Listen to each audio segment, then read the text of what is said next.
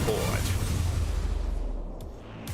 Welcome to the show, and tonight, well, it's packed. The anti-Israel protests now turn to political violence against Labor MPs. These protesters really are against Australia. Two new polls tell us Labor's either struggling or even smashed after the budget. Which one is true? US President Joe Biden stirs up racial tension against whites with an astonishing speech. So, perfect timing. I'll talk to the professor who's just created the first anti-woke academic course in the world that I know of, and ask him, why are the woke so intolerant? But first, you got to laugh. With one interview yesterday, a Labor MP, the very bright and very rich Andrew Charlton, put an end to an ABC campaign to smear Peter Dutton as a racist for promising last week to slash immigration. Now, I predicted back then this smear would come. Every time there is a debate about immigration, now completely out of control, of course, there comes the media left screaming racist. I mean, John Howard was a racist for saying Australia should choose who came here. Tony Abbott, a racist for saying he would stop the boats that came under Labor. 50,000 illegal immigrants. And now Peter Dutton is a racist for saying Labor bringing in nearly 1 million migrants in 2 years is hurting Australia when we're building houses for only half of them. Shocking stuff, apparently. Dutton saying that seems tinged by race, said a Financial Review columnist.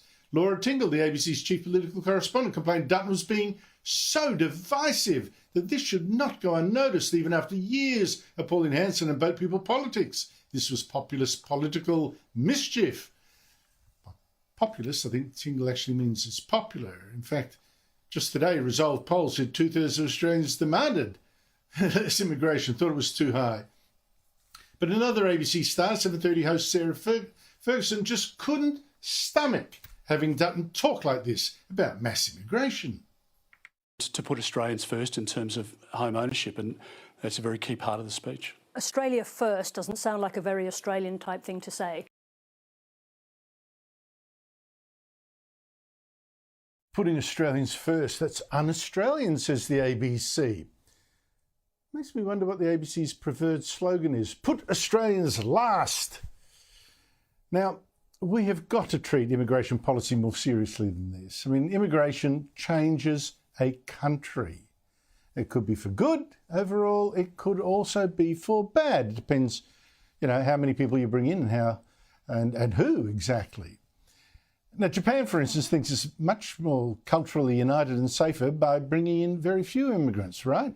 So these vital issues should be debated without commentators screaming racist, complaining about putting Australia first.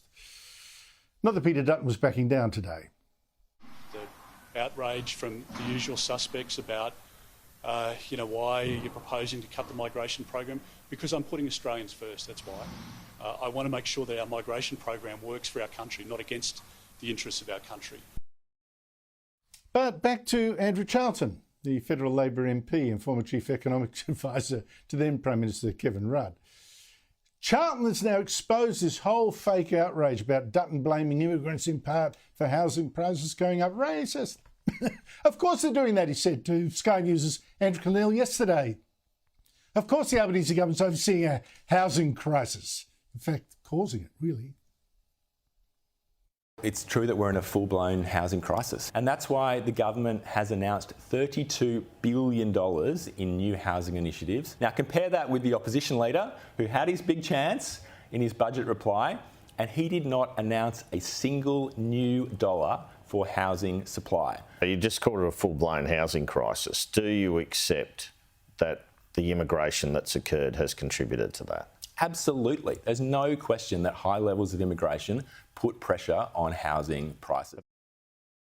Even one of Labor's brightest MPs, an economist for heaven's sake, says, yes, we do have a full-blown immigration crisis, or housing crisis, and mass immigration is making that worse.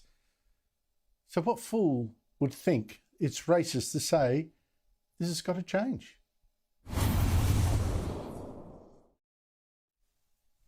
Meanwhile, I'm hoping Labor will now wake up to these anti-Israel protesters after the thuggery at 2 protests on the weekend. And what they've got to wake up to is this. these aren't anti-Israel protesters, they're anti-Australian. Now, first was protesters outside a state Labor conference in Melbourne on Saturday.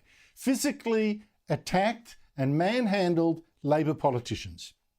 Federal MP Daniel Molino was shoved, and protesters also surrounded and shouted at other politicians, including State Minister Lillian D'Ambrosio. In fact, the woman shouting at her was race-baiting Senator Lydia Thorpe, who joined the protesters who also invaded the building, some of them banging on the conference room doors to drown out a tribute inside to former federal Labor leader Sun Green. Now, Premier Jacinta Allen was incensed, tweeting, well, today protesters and intruders brought violence and homophobia. They abused the gay politician. And anti-Semitism to the front door of state conference. I'm disgusted. Now, the disgust is the appropriate reaction, but I've also got to hope that a light has now gone boom on Labor's head. Because what are these protesters really about? They can't be helping Palestinians. Not by menacing Jews and blocking your traffic and fighting police and vandalising politicians' offices, spraying paint over an ABC building of all things and cheering the mass murder of Jews by Hamas terrorists on October 7, which is the atrocity that started this war.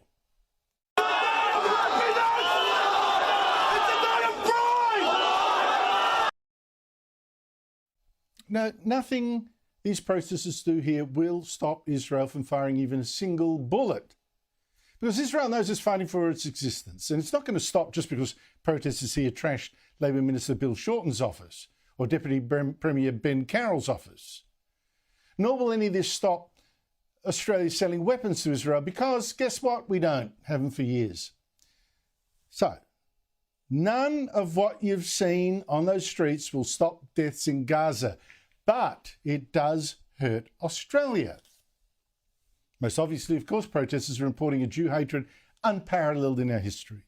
Shameful. We've actually seen this ever since October 9, which was actually 2 days after Hamas terrorists started this war by invading Israel, massacring 1,200 Israelis, raping women, beheading men, shooting children.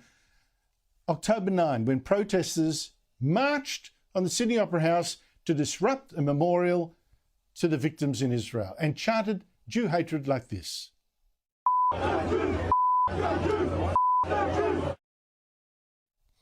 Also, at that rally were hard-left Sydney University academics who were so pitiless they refused to condemn that slaughter and rape of the Jews. And we're saying that resistance is justified. Now, this indifference to Jews being massacred and raped has become a perfect cover for Jew hatred. Like this example, just on the weekend, yesterday I think it was, in Melbourne. Abuse of a protester at a rally yesterday to support Israel. Sexuals can watch. You biggie have a look at you. You ugly dog. Take your little boyfriends and walk off. But that rally yesterday was also very telling. You had Christians and Jews organising it to support Israel. Anti-Israel protesters tried to shut it down. 6 people were arrested, all reportedly from the anti-Israel side. And not for the first time, by the way. So compare pro-Israel versus anti-Israel. Peaceful versus the violent. Free speech people versus people trying to shut them up. That's the whole civilizational battle right there in small, luckily, so far, for us. Western civilization versus the barbarians. So it's not just Israel under attack. The light should go on. So are we. Now, joining me is the Monday political panel, Michael Kroger, former Victorian Liberal President, and Steve Conroy, former Labor Senator and Cabinet Minister. Steve Conroy, you must be so disappointed to see that protest outside and inside even the Labor conference, pushing and shoving politicians, shouting them down, stopping one from giving a valedictory speech. This is no longer about saving Palestinians. Well, I was actually at the conference for the first time in many years, Andrew. I was collecting my 40-year medallion, myself and 65 other lucky ALP members. So I actually witnessed it all firsthand.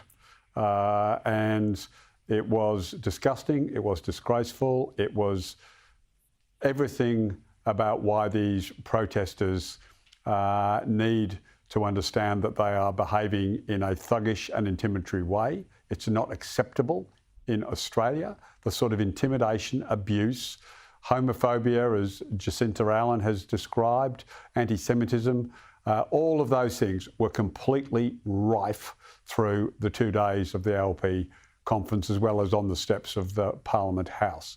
So it's just not acceptable. Rolling gangs of thugs in the streets of Melbourne and anywhere in Australia is not an acceptable way. Peaceful protest, go and stand in the squares, go and stand in the public areas, voice your protests, but when it moves from voicing your protest to the intimidation and abuse of other Australians, whether they be of a Jewish background or they're from the gay community, it is not acceptable. And I'm pleased to see some of the campuses are now starting to accept that they've crossed the bounds and that they're having the tent cities and the occupations starting to be dismantled and moved on. So that's a step forward, but it's only because a whole range of people like yourself, Andrew, Michael and others, Phil Deladakis spoke at a rally, I think, today, good on him, wanting to point out the difference between peaceful protest and intimidation and thuggery.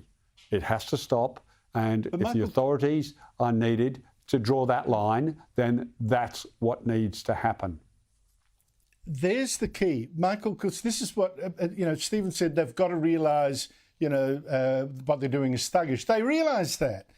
He said they've got to be peaceful. They don't want to be peaceful. They actually don't want to be peaceful. The violence and intimidation is what's getting them off their rocks, really. This is the issue here. This is not really about saving Palestine. This is licensed thuggery, and it's got, this is the enemy here. Yeah, they don't want the demonstrations to be peaceful. A peaceful demonstration gets no publicity. So the hard left, in this case, this sort of cesspit of, I was at that rally yesterday in the city, and what you said was absolutely right. The Jewish people there, it was peaceful, it was friendly, it was inclusive, it was a beautiful choreographed rally of people from all different faiths and political parties speaking. And then 50 metres away, and I went over and watched the Palestinian demonstrators for an hour. I stood there 50 metres from their front line for an hour, and all I saw was a toxic cesspit of vile Jewish hatred emanating from these people. The 84-year-old grandmother who they called a Zionist pig, the man they dragged the flag from, etc., etc. People from the Jewish community who were coming to the demonstration, the anti-Semitism demonstration, were abused and hassled. That's what the left want. They want these demonstrations, all hard left demonstrations, whether it's on this or any issue, are designed to intimidate people, working class people who are not associated with these events, to intimidate people into thinking, oh, they're very angry, so they must have something to be angry about. They must have some legitimacy to their cause, otherwise they wouldn't be so angry. So left-wing demonstrations are designed to intimidate, they're designed to be angry, and you see what's happening in the universities, the more outrageous signs they put up, etc., etc. That's what they do, right? This is the hallmark of the far left. And as I said, this was just a toxic stew of Jewish hatred from these sort of, allegedly pro-Palestinian demonstrators. Yeah. No, they hate the West, they hate Western civilization, they hate Western culture, and on this occasion, they just hate Jews. Well, to say they should wake up to themselves, they're not going to. This is what they do. And what I think everyone else should do is wake up to the fact that what we're seeing in very small and quite manageable, it should be, is what Israel faces in the large and very violent. This is the sort of hatred and intolerance and anti-Western kind of feeling. But Stephen, the polls, 2 polls came out today. They agree on one thing. Labor hasn't got much bounce from the budget. Newspoll found that despite the tax cut and electricity rebate, only 27% of voters thought they'd be better off. And both polls showed voters worried about, the budget would be inflationary. But here's the big difference. The Newspoll showed Labor's primary vote at 34%. Add preference of the Greens and others, it still has Labor ahead of the Liberals, 52% to 48%. But the Resolve poll shows Labor's primary vote down to now a disastrous 29%. 8%. Thing is, can we actually believe that? Well, look, I think, firstly, to your point about a bounce on the budget, it's been many years since I've seen anybody's budget, whether it was an Abbott budget, a Turnbull budget, a Morrison budget, or any of the Albo, Jim Chalmers budgets, have shown any bounce at all. The media management of budgets now is so choreographed, so all the big issues, all the teasers are all put out in the weeks or two before. And so budget night, it's not a damp squib. It sets out a few things, but it doesn't really, the one big bang of announcement that people could go, right, okay. It's just been leaked for weeks and weeks and weeks and weeks before. So I think the days when a big bang bump from the budget, they're pretty much gone just due to social media and the change in the media environment. So that's the first point. To the second point, I think you're dead right. I don't believe the 34. I don't believe the 29. I put us somewhere probably 31 or 32, which means, you know, a 31, 32 primary vote is still a hard place to win a majority government from.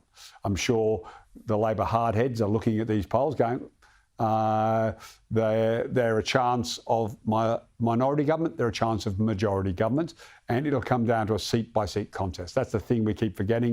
You know, the Teals, there's still nothing there to say Peter Dutton's going to get close to being Prime Minister after the next election, you know, the latest April, May next year. Nothing in these polls says Peter Dutton's going to be the Prime Minister. So your real alternatives are between minority Labor government or majority Labor government. But Michael Kroger, the other thing about that is whether it, you know, I can't disagree much with what Steve just said, but think of this: Labor, the Workers' Party, getting less than a third, by Steve's own calculation too, less than a third of the primary votes of the Australian public. Yeah, that's right. And if you look at the Resolve poll of 29% primary vote, and I agree with Steve, I think it's probably a bit higher than that. If you dissect that, you click on it, you can see what percentage of that are women and what percentage are men. Of that 29, 27% of women voting for Labor, 31% of men. Labor have a woman problem. Women are not voting Labor. They're not indicating they're going to vote Labor. And that's to do with what I call internal security issues. And they're all the things that you can think of. But the salient thing about the Resolve poll is 1 year ago, Labor's primary vote in the Resolve poll was 41%. It's now 29%. So this guy's not headed for re-election. Well, in his own right. He's headed for re-election. If he is re-elected, he's headed for re-election with the support of the independents in a minority government, if he gets that far. Yeah, well, and that undoubtedly includes him having an agreement with the Greens, Andrew. Look, unfortunately true. But the bigger picture for the Liberals is people are going off Labor, but they're not sold on the Liberals yet. So they've got some work to do. Michael Kroger, Stephen Conroy, thanks to you both. The big foreign news today is the death of Iran's president in a helicopter crash. Ebrahim Raisi first became infamous as a judge sentencing thousands of political prisoners to death. He yesterday went to open a new hydroelectric dam with Azerbaijan's president on their common border. He took off with Iran's foreign minister next to him and crashed in the mountains in a heavy mist and rain. The wreckage has now been found. No survivors. Joining me is the country's top foreign affairs writer, Greg Sheridan of The Australian. Greg Sheridan, thanks for joining me en route. There are Iranians in mourning. I've seen pictures of that. But there's also several unverified videos of other Iranians setting off fireworks in celebration at this death. Why would that be? Who is this guy? Well, Raisi was a very central figure in the Iranian regime. He was extremely ideological, very bloodthirsty judge. He was responsible for the deaths of a lot of dissidents, and he was a fully paid up leading member of the very totalitarian and oppressive Islamist ideology which runs Iran, and which also tolerates a great deal of financial corruption, but which has the leading characteristic that it's the most oppressive totalitarian Islamist regime in the Shia world, certainly. Now, Israel and Iran have been firing missiles at each other. That's as part of Israel's war with Hamas. Iran is sponsoring Hamas like many other terrorist groups around the world. Could Israel actually have brought down this helicopter? I think that's extremely unlikely. Extremely unlikely. Israel has not targeted Iranian government leaders. It has, on occasions in the past, targeted military leaders, especially from Iran, especially when they are in Syria and conducting operations against Israel, or if they're in Iraq doing the same thing. This would be a very radical departure for Israel, and I don't think there'd be much upside to it, honestly. And I must say I've seen no evidence for it either, but it'll be interesting if Iran decides it's in its interest to somehow suggest Israel's complicit. Iran is actually, look, you've written this, I don't know how often, a part of a new axis of tyranny, really, with Russia, China, North Korea, all cooperating relatively closely. It's an alliance that seems increasingly dominated by China. Russia used to be the big guys in the neighbourhood. Now it's definitely China. Look, I might be seeing too much in this, Greg, but I thought it was fascinatingly obvious last Thursday when Russian President Vladimir Putin came to visit China's President Xi Jinping, who made Putin walk to him for a greeting and showed in all his body language, as a master of it, who was boss, before finally offering him a hug when they said goodbye. Now, China's publicly backed Russia in its invasion of Ukraine. What was decided at this meeting, do we know? Well, I think this was the 19th or 20th time that Vladimir Putin has travelled to Beijing. You're absolutely right, Andrew. There's no doubt at all Xi Jinping is the dominant figure in this four-part alliance. And think that the West is almost stretched beyond capacity by the actions of the two medium members of this alliance, Russia and Iran, each of them much, much less powerful than China. If China and North Korea acted simultaneously with Russia and Iran, it'd be very hard for the United States to cope because the rest of us do almost nothing at all. I don't think we got any really revolutionary announceables out of this meeting. China is continuing to supply Russia with a lot of dual-use technology, not with lethal weapons per se, but with technologies which are easily adaptable for dual-use purposes. The US Secretary of State Antony Blinken doesn't think Russia would have been able to stay in the war without Chinese support. And the Biden administration has been, as you'd expect, completely weak in responding to China basically ensuring that the sanctions regime against Russia is toothless. Now, the friends of China would say it has prevailed on Russia not to use nuclear weapons, but it's very unclear to me Russia would have used nuclear weapons without Chinese restraint. But China empowers Russia, and so does North Korea by selling it missiles, and Russia and Iran in turn empower China. It's a very interesting dynamic. China's now the big brother, and Russia seems to exist to supply it with oil and gas and whatever China wants at rock bottom prices too because of the sanctions. You wrote a terrific piece, a very interesting piece in The Australian, Greg, about Donald Trump's lead over Joe Biden. It's now beginning to look, I must say, almost overwhelming with the elections in November. Yeah, so anything can happen. And I do think the election now is Donald Trump's to lose. Only he could lose it for himself, but he could lose it, of course, because he lacks all self-discipline. But he's now leading Biden in the general nationwide popular vote, which is astonishing given how badly Republicans fare in California and New York. But he is leading in the battleground states by very large margins, by more than 10 points in Nevada, by 7 points in Michigan. The closest one is Pennsylvania, where Trump is ahead 3 points. Well, if anything like those polls holds up in November, Trump wins handsomely, and all the trends are against Biden. The American people have decided he's not competent mentally or physically. Inflation is killing them. It's not going to get any better. Biden is not going to get any younger before the election. The people are very unhappy with the absolute open border with Mexico. On every single policy issue, Biden has caved in to the left. He is a president in a world of trouble. And the only reason it's not a surer prediction is because we're still several months away. And as they used to say, World Championship Wrestling, anything can happen and probably will.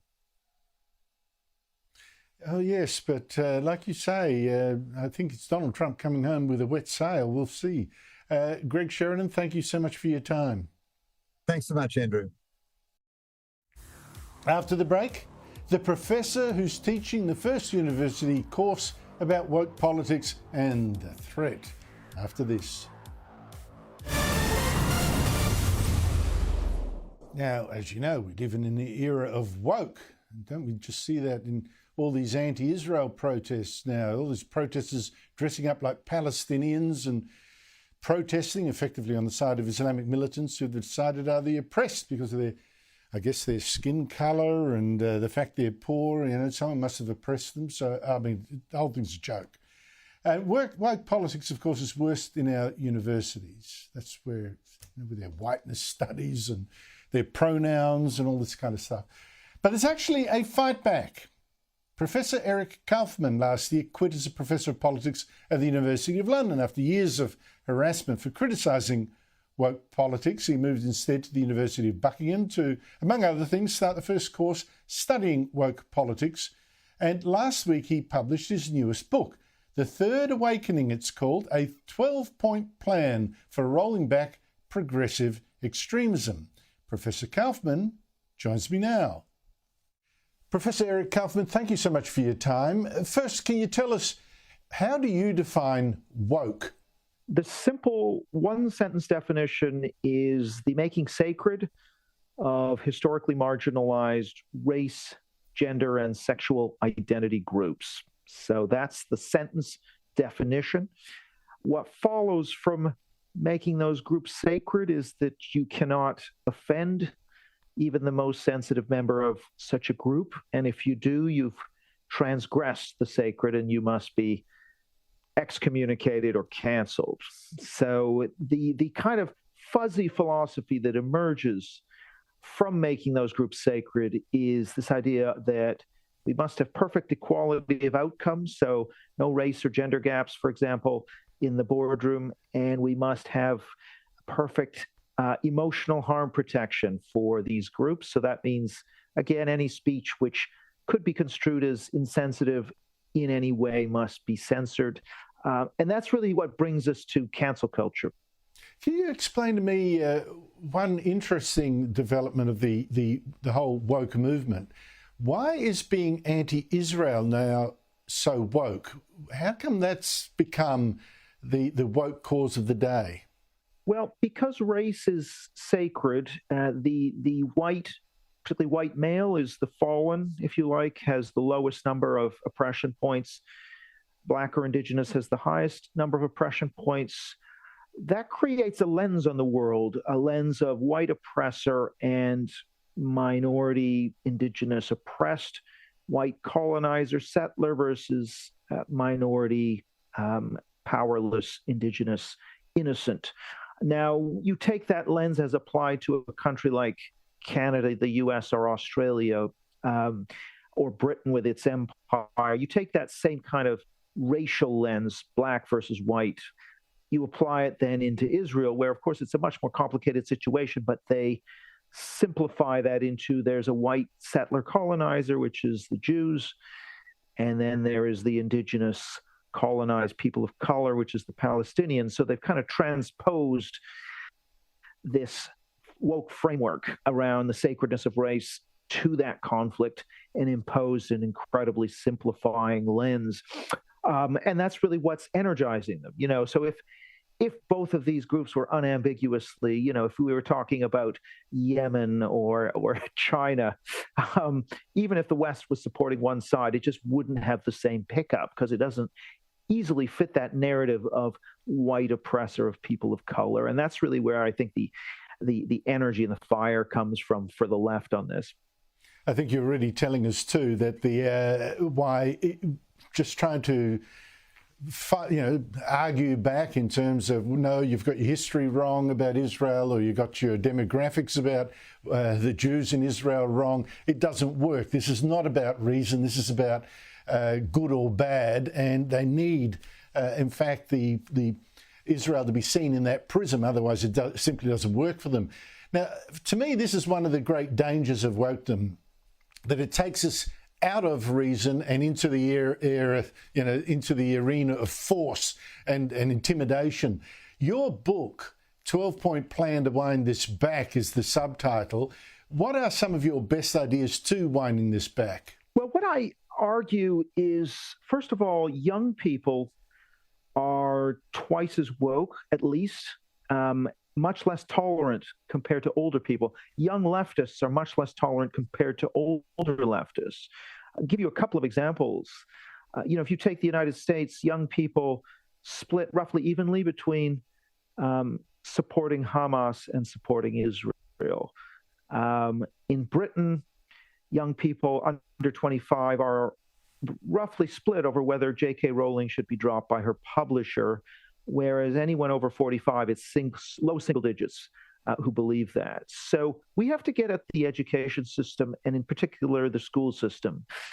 And that means conservative governments are going to really have to focus a lot more seriously on reform of the curriculum and getting woke indoctrination out of the schools. I couldn't agree with you more. That's terrific advice, and one would hope to be taken up by governments here. Thank you so much indeed for your time.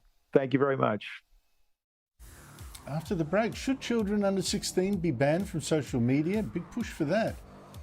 Plus, we take in this guy's family from Lebanon. We treat him like a celebrity, and you won't believe what he says about this country. Has Australia been too naive?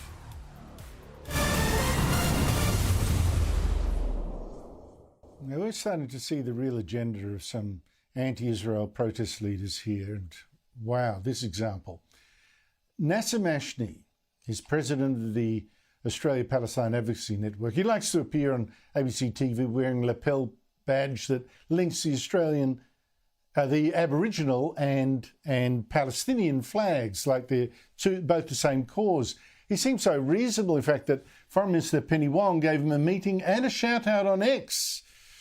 Now, Mashni's father was a Palestinian who came from Lebanon by lying how he'd become a Christian and faced persecution back there. We had to take him in. But when Mashni's father died, a message was read out at his funeral, a tribute from the head of Hamas, the Islamist terror group. No wonder Nasser, the son, can't seem to condemn Hamas now for raping and murdering Jews. But will you condemn Hamas? Is Hamas a terrorist organisation in your view? Will you condemn Israel's 16-year occupation, siege on Gaza? And now Nasser Mashni, something extraordinary from him last week. He told protesters Israel and Australia shared two things in common, aside from being a shithole racist settler colony. Apologies for the language. Yes, that's how he speaks about his own country now. They also have the highest incidence of skin cancer. Before I explain why he mentions this, it's actually untrue. Israel is 23rd on the list of skin cancers. But Mashni used this fake cancer statistic, Israel and Australia, the worst countries for skin cancer, to delegitimise white Australians being here and supposedly white Jews in Israel. He said their skin is designed for Northern Europe, but our skin is designed for this land. It's designed for the Middle East. Never mind that Jews were in Jerusalem for 1,600 years or more before Islam was even invented. Never mind that. Joining me are Daniel Wild, Deputy Executive Director of the Institute of Public Affairs, and Steve Chavura, Senior Lecturer in History at Campion College. Daniel, it seems to me Penny Wong has been very naive about the Palestinian company she keeps when she tweets shout-outs to a guy like this. Well, I hope you're right. I hope she's naive. I'm not sure she is. I find it hard to believe that Penny Wong doesn't know who this person is and what he has said. And now there's an opportunity for her to repudiate those remarks and to clarify that she does not believe Australia is a racist country. I've never heard Penny Wong say that, so it would be an opportunity for her to do so. This gets to a bigger issue, Andrew. A lot of Australians would look at those comments and they would ask, why is someone like that in our country? We want to be a country with open arms to those from all different walks of life, and we've been very successful in doing so. But what we've seen over recent years is a fracturing of our society, division within our society, with those who have long-term historic sectarian grievances in the nation they've come from. They import those issues to our nation, and a lot of Australians just don't understand why you would come to our country with those beliefs. If you really believe Australia is such a bad country, you've got to ask the question of why did you come here in the first place? Well, that was a decision of his father's, the Christian. What a joke. But you raise an interesting point, Stephen, the naivety of our immigration system for so long, that we, this idea that we could import people without importing the culture that came with them. We've also been naive, I believe, in handing out now more than 2,000 visitor visas to Palestinians, including from Gaza, during a war with almost no time spent on checking who we're actually letting in. Now 1 in 4 of them are already applying to stay permanently as refugees. Now, what do you make of this? I mean, I find it weird that Arab countries take almost 0 Palestinian refugees, but we're saying, come on in. Yeah, and there's absolutely no excuse for Labor bringing these people in, because just 2 months after the October 7th massacres, surveys were conducted in Palestine, in Gaza and in the West Bank. And the overwhelming majority of Palestinians, 72% overall, 82% just in the West Bank, approved of the October 7th rapes, tortures, murders and kidnappings. Palestinians are overwhelmingly in favour of what happened on October the 7th. And not just that. In Palestine, it's well known, there's the Palestinian Authority's Martyrs Fund, which pays money to families of dead terrorists. And so we've got this naive view of people from overseas that everyone is of goodwill, everyone just wants to come and just make a new life for themselves. I'm sorry, no. There are a lot of people out there who hate Jews, who glorify murder, and who are going to bring that mindset over here unless we smarten up. And this is something that Peter Dutton can lead the way on in terms of a sane immigration policy. I'd like Penny Wong to explain more, at all, how she came to choose these 2,000 people, or her department. Maybe they're Christians, but then again, Nasser Mashni's father said he was a Christian too, so what guarantee is that? Daniel, there's now a campaign by News Corp and others to raise the age limit before children can access social media, raise it from 13 to 16. Now, I get the panic, of course. Research from Donata showing 45% of teens were abused or harassed online. They spent an average online of 4.5 hours a day. 25% was cyberbullied there. 49% viewed false information, although I got to say how Donata worked that out makes me a bit suspicious. I'm just wondering, Daniel, where are the parents? Why aren't they controlling the children's access to smartphones and the internet? Or really, must we face facts and say social media is, banning access is the best way to deal with this? Well, there is an important role for government here, Andrew. Unfortunately, over the last few weeks, the debate's been dominated by misinformation and disinformation. That's where the federal government's been going, which has got nothing to do with protecting children. It's to do with shutting down debate and freedom of speech online. In terms of the exposure to children to social media and also other obscene content online that they can't contextualise or deal with properly, it's a whole of society effort. Parents need to be the first port of call, and they need to be vigilant and on the front foot in making sure they know what their children are looking at and limiting their access to what's not going to be in their interest. But as children get older, it's harder for parents to keep an eye on it and to control it. So, look, I think limiting through regulation access to social media is a positive move. The question will be, how are you going to be able to enforce it? There are already age limitations in place. I'm not sure that they're enforced effectively. So the devil is often in the detail. But look, out of all the things that government is involved in our lives, keeping children protected from various online content is a critical role, and they've got to get it right. Stephen Chavura? Yeah, I mean, I definitely believe in protecting children from obscene and violent content is a good thing, and the state probably has a role in that. but just sort of banning minors from social media, it just strikes me as parents outsourcing their job to the government. And there are plenty of people in government, Julian and Grant, for example, who doesn't even want us to be able to see tweets that criticise transgender ideology. There are plenty of people in government who want to stop us from seeing a whole bunch of things that we should be allowed to see. And the key rule is that once we start allowing government to parent our children for us, we shouldn't be surprised when government starts to treat everyone like a child. Yeah, I guess that's correct. Just quickly before we go, Daniel, the immigration debate, how do you think that's playing for the government and for the opposition? Well, I'm just happy there is a debate, Andrew. I mean, you know, you've been talking about this, I've been talking about this for years and years, which is that we have to get migration under control. I mean, the entire economic edifice of this country is unsustainably based on mass migration. It's been sending per capita growth backwards, 4 consecutive quarters of negative per capita growth. The first time that's happened in over 40 years. So I'm happy that there is finally a debate on migration. I would say good on the coalition and Peter Dutton for committing to a modest but meaningful cut to the net overseas numbers. Clearly that's going to have a positive impact on the housing market and easing the congestion on our roads and other critical social infrastructure. And I hope, though, that this is the beginning of a much more comprehensive reform, not just the end. Yeah, well, but saying how both sides of politics have used this Ponzi scheme of mass immigration, I have little trust in either side. But you're right. Thankfully, the Liberals are now raising it, and hopefully they'll follow through. Daniel Wild, Stephen Trevura, thank you both for your time. After the break, one of the most dangerous and divisive speeches I think Joe Biden's ever given. And that's probably saying something. Esther Kraku after this.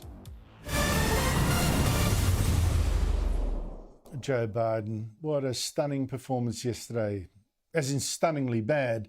I always thought a leader of a democracy had a duty to unite their people, right? Particularly in an immigrant country like the US or Australia, and particularly now. I mean, somehow to try to make one people from all these tribes and of races and ethnicity and religion that seem to be splitting us all apart. They should be talking up their country and reminding people of what unites them instead, in the very woke way that we see here too. Joe Biden yesterday went to a predominantly African-American university in Atlanta and told the graduates their country was against them, didn't much like them, and wouldn't give them a fair go because, you know, their race. And what was democracy good for? What is democracy? If black men are being killed in the street, what is democracy? Betrayal of broken promises still leave black communities behind.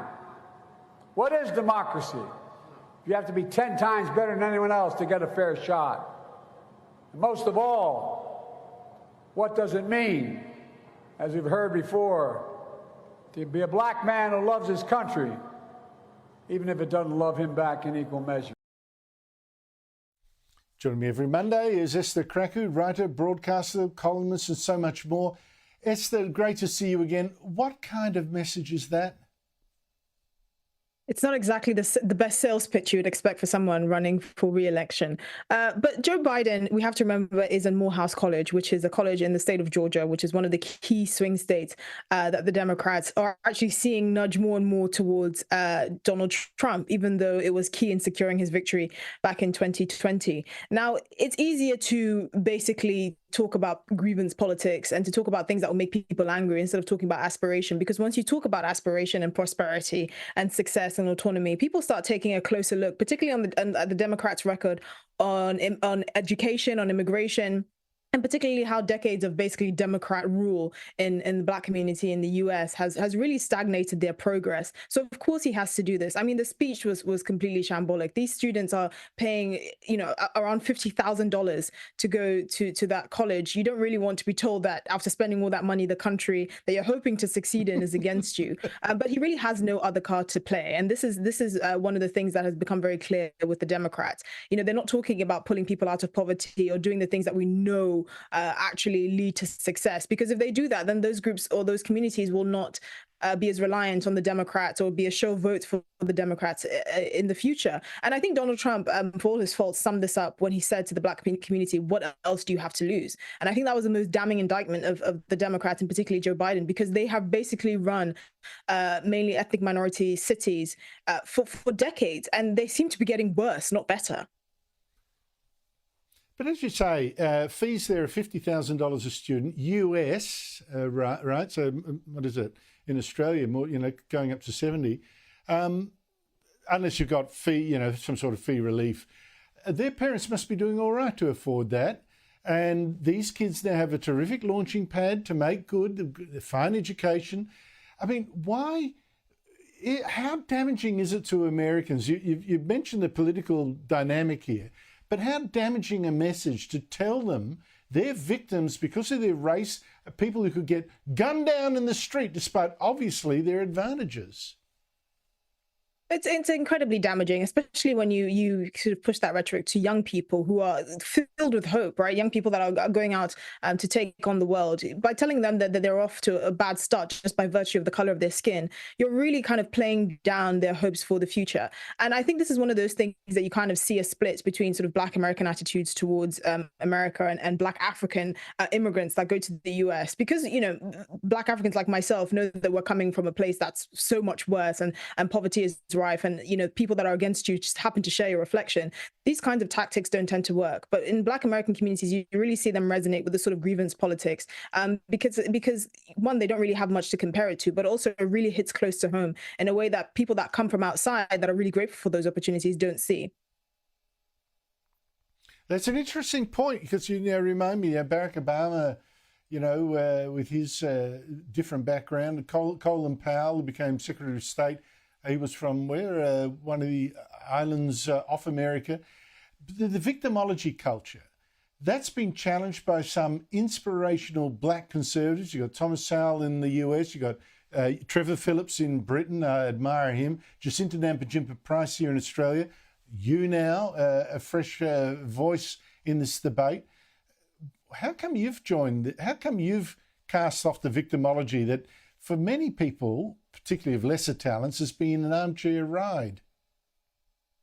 Well, I think it's a bit of a reality check, having lived in another part of the world. When you grow up in a place like sub-Saharan Africa, when you realize the people that are holding you back because of corruption and other sort of malicious state actions happen to share your reflection, you don't really kind of jump on the bandwagon saying, actually, it's the white man holding you back. And I think one of the things that many immigrants do try and tell a lot of Westerners, particularly in Britain, the US, Australia, is that you should make the most of the opportunities that you have, because you could be somewhere else where those opportunities simply don't exist, and they happen to be because of the people that look like you. So actually, a lot of the problems that face these communities transcends race, but unfortunately, American politics hasn't really progressed that far yet. It's incredible. The progressives are actually quite regressive. Yeah, it is a shame, and it also talks down, the achievements of people, like yourself, Esther. I'm constantly in admiration of how far you've come in such a short time. I mean, it's just stunning. But I wish there were more inspirational people like you and Jacinta Price here. It's terrific. Thank you so much indeed for your time. That's it from me. Coming up now is Sherry Markson, and hang on, because she got a scoop for you about yet another media scandal, as if we haven't had enough already in the short space of time. Good night.